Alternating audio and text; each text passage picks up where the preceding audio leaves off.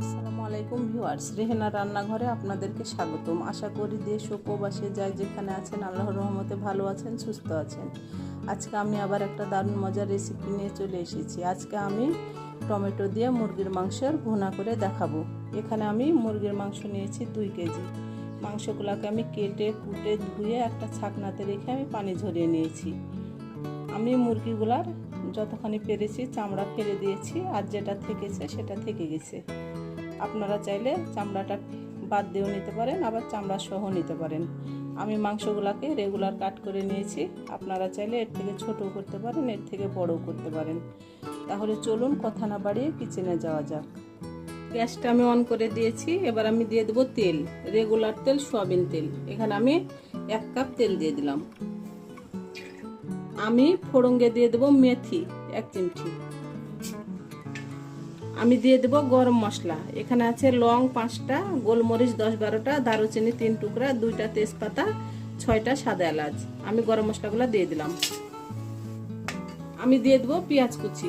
এখানে 1 কাপ পেঁয়াজ কুচি আছে, আমি দিয়ে দিলাম। পেঁয়াজটাকে আমি ব্রাউন কালার করে ভেজে নিব। পেঁয়াজটা আমার ব্রাউন কালার হয়ে গেছে। আমি এবার দিয়ে দেব আদা বাটা 2 চামচ, রসুন বাটা 2 চামচ। এবার আদা রসুনটাকে আমি 20 থেকে 25 সেকেন্ড ভেজে নেব। আদা রসুনের একটা যে কাঁচা গন্ধ আছে তাহলে সেটা চলে যাবে। আদা রসুনটাকে আমি 20 থেকে 25 সেকেন্ড ভেজে নিয়েছি। এবার আমি দিয়ে দেবো গুঁড়া মশলা। এখানে আছে ধনিয়ার গুঁড়া 1.5 চামচ, হলুদের গুঁড়া 1 চামচ, মরিচের গুঁড়া 2 চামচ, জিরার গুঁড়া 1 চামচ, স্বাদ অনুযায়ী লবণ। আমি গুঁড়া মশলাগুলো দিয়ে দিলাম। আমি অল্প করে পানি দিয়ে দেবো, গুঁড়া মশলাগুলো যেন পুড়ে না যায়।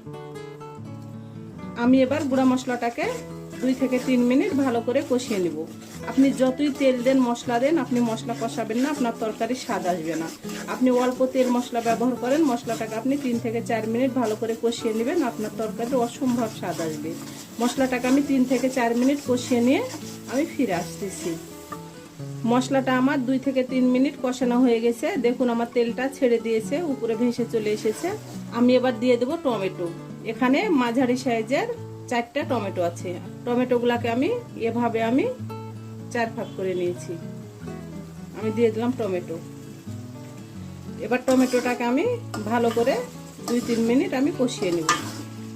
টমেটোটাকে আমি 2-3 মিনিট কষিয়ে নিয়েছি। এবার আমি দিয়ে দেবো কেটে ধুয়ে পরিষ্কার করে রাখা মাংস। মাংসটাকে আমি ভালো করে 5 মিনিট কষিয়ে নিয়ে আমি ফিরে আসতেছি। মাংসটাকে আমি হাই হিটে ভালো করে 5 মিনিট কষিয়ে নিয়েছি। এবার আমি ঢাকনা দিয়ে ঢেকে আরো 5 মিনিট কষিয়ে নেব। 5 মিনিট কষিয়ে নিয়ে আমি ফিরে আসতেছি। 5 মিনিট পরে আমি ঢাকনাটা উঠিয়ে নিলাম। দেখুন আমার মাংস থেকে কতগুলো পানি বের হয়েছে। এখানে আমি 1 ফোঁটাও পানি ব্যবহার করিনি। মাংস থেকে যেহেতু টমেটো দিয়েছি, টমেটো থেকে অনেক পানি বের হবে। আমি এবার দিয়ে দেব গরম মশলার গুঁড়া 1 চামচ। আমি দিয়ে দেবো কাঁচামরিচ 4-5টা। এটাতে ঝাল হবে না, এটা একটা ফ্লেভার সুন্দর করবে। আমি 4টা শুকনা মরিচকে ভেজে আমি গুঁড়া করে নিয়েছি। আমি এটাকে আপনার চিলি ফ্লেক্স বলে, আমি দিয়ে দিলাম চিলি ফ্লেক্স। আপনি যদি শুকনা মরিচটা ভেজে এভাবে গুঁড়া করে নিয়ে আপনি মাংসতে দেন, তা আপনার মাংসটা খেতে অসম্ভব মজা হবে। কারণ টমেটো দিয়ে মাংসটা ঝাল ঝাল করে রান্না করলে খেতে বেশি মজা লাগে। আমি এখানে দিয়ে দেবো 1 চামচ চিনি। আমরা যেহেতু টমেটো ব্যবহার করেছি, চিনিটা দিলে আপনার মাংসটার টেস্টটা অসম্ভব মজা হবে।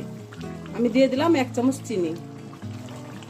এবার আমি ভালো করে নেড়ে চেড়ে দেবো। মাংসটাকে আবারও আমি ভালো করে 5 মিনিট কষিয়ে নেব ঢাকনা দিয়ে ঢেকে। 5 মিনিট পরে আমি ফিরে আসতেছি। 5 মিনিট পরে আমি ঢাকনাটা উঠিয়ে নেব। আমার রেসিপিগুলো যদি ভালো লাগে তাহলে আমার ভিডিওগুলো দেখার অনুরোধ রইল। যদি ফেসবুক থেকে দেখেন তাহলে অবশ্যই একটা ফলো দিয়ে দিন। ইউটিউব থেকে দেখলে একটা সাবস্ক্রাইব করার অনুরোধ রইল। হাতে যদি সময় থাকে লাইক শেয়ার কমেন্ট করে দিন। আপনাদের একটা শেয়ারে আমি অনেক দূরে এগিয়ে যেতে পারবো। আমি এবার দিয়ে দেবো ঝোলের জন্য পানি। আমরা যেহেতু এটা ভুনা করব, এখানে বেশি পানি ব্যবহার করব না। আমি দিয়ে দিলাম 250 গ্রাম গরম পানি। আমি আবারও ভালো করে নেড়ে চেড়ে দেবো। আমি এবার ঢাকনা দিয়ে ঢেকে আরও আমি 30 মিনিট রান্না করে নেব। 30 মিনিট পরে আমি একেবারে রান্না করে ফিরে আসতেছি। 30 মিনিট পরে ঢাকনাটা আমি উঠিয়ে নিলাম।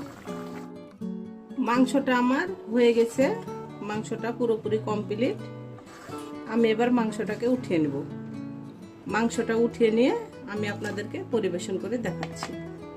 হয়ে গেছে টমেটো দিয়ে আমার মুরগির মাংসের ভুনা। আশা করি আমার রেসিপিটা অবশ্যই ভালো লাগবে। যদি ভালো লাগে তাহলে আমার চ্যানেলটিতে লাইক কমেন্ট শেয়ার করতে ভুলবেন না। বেশি বেশি করে সাবস্ক্রাইব করার অনুরোধ রইল। তাহলে আজকের মতো এখানে বিদায়। আবার অন্য কোনো রেসিপি নিয়ে আসবো। সবাই ভালো থাকবেন। আল্লাহ হাফেজ।